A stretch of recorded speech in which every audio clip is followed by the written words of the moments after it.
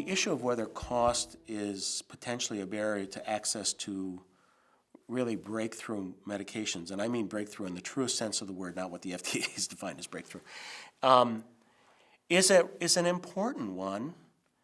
I would say that the truth is that most health plans have the view that they really do want to get the right treatment to the right patient at the right time. Our lives are made much easier when we say yes compared to no. And the truth of the matter is, if I could influence, for example, the area of immuno-oncology, I would say find a biomarker. Help us out here a little bit. It gets a lot easier when you really know the group of patients who are going to benefit. To a great extent, for example, the whole argument about the hepatitis C is not because the drugs don't work. They're tremendous. The question is, when is the right time to treat a patient? What's the patient population most likely to benefit? Because we know that there are patients who really, really derive tremendous benefit from it. And our goal should be to lower or reduce the impediments that patient faces to getting the agent. And biomarkers is a great example of how we do that.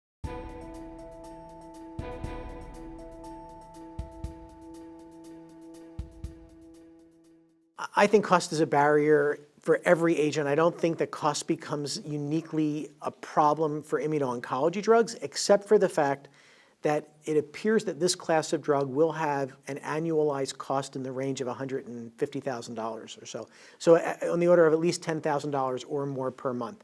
And what we've been seeing is a fairly significant reaction to drugs that are being released at that cost profile over the last year or two. And there has been some problems with adoption, both from the payer world, from the provider world, and even from patients, given the amount of media attention these high-cost drugs have had.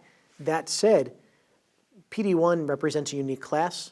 It has high efficacy, low toxicity, and that may be such an important driver that may overcome the natural barriers that cost would provide.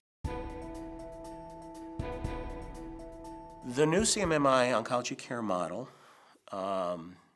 with respect to the shared savings component, is a total cost of care model.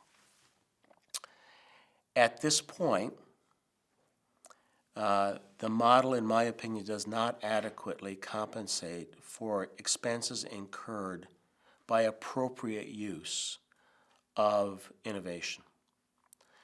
So the PD-1, PD-L1 drugs are a wonderful example. They have a sticker price of $150,000, give or take. That's before you add on the ASP plus or whatever.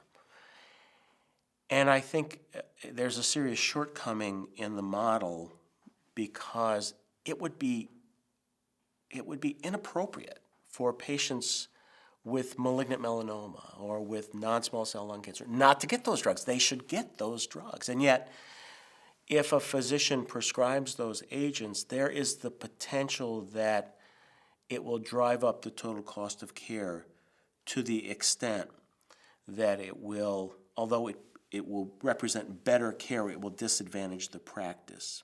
Now, I think CMMI would say, well, first of all, the drugs are for a relatively narrow population, and second of all, because we want to account for 90% of the cancer treated in the practice, and you can improve things like ER visits and hospitalizations, you can reduce the noise created by the innovation. But I think time will tell, right? If we see after a year or two that nobody's generating savings because the cost of implementation of innovation is making savings unreasonable, I think CMI will have to make a decision what the heck they're going to do about that. Yeah, the CMMI oncology care model doesn't really specify the therapeutic arsenal. So the question becomes, if it becomes an episode of care, if it becomes a bundled care program where all cost is inclusive, what happens when new therapeutics that increase that aggregate cost get introduced? And how does the model have the flexibility when the evidence suggests that that is the best care and the new standard? How does the model then evolve to be able to include that? And none of that has been stated, and I think that's a lot of the concern that's out there from the provider community with the new model is how does that work? How does the nature of continued evolution of care, and as a result of that changing cost of care, how does it get incorporated into the model?